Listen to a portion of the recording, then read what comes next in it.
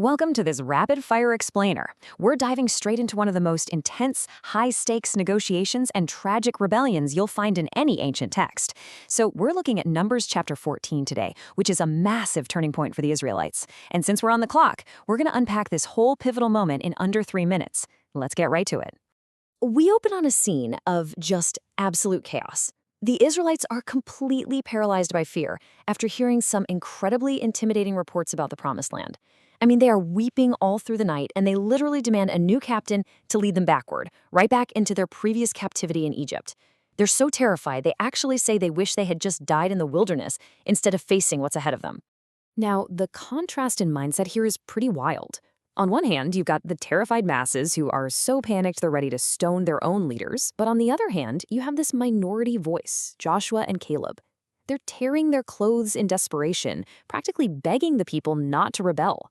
They're trying to explain that their enemies' defenses are totally gone, and that the land ahead is, in their own words, exceeding good.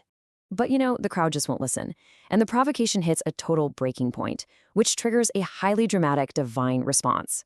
God's verdict is swift, it's absolute.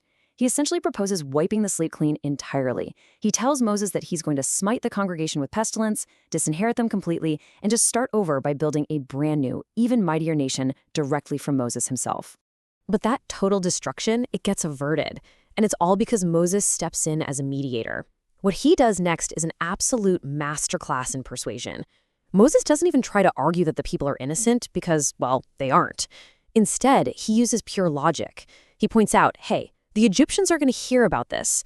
Rival nations are going to assume you just lack the power to finish the journey and bring your people into the land.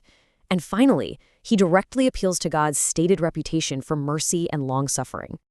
Amazingly, the argument works. God actually pardons the nation as a whole according to Moses' word, so total annihilation is off the table. But as we often see, mercy doesn't mean a lack of consequences. The immediate price here is incredibly severe. A deadly plague strikes down the 10 men who initially brought back that evil report and spread all that panic among the congregation in the first place.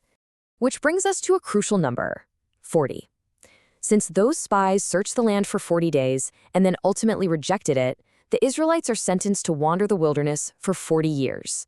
1 year for every single day. That becomes the inescapable, long-term cost of their mutiny. And it really sets up this devastating twist of irony. The adults who murmured and rebelled, they're never going to see the promised land. Their carcasses will literally fall in the wilderness. Meanwhile, the very children that the adults claimed would become prey to their enemies, those are the exact kids who will ultimately survive, grow up, and conquer the land, right alongside Joshua and Caleb.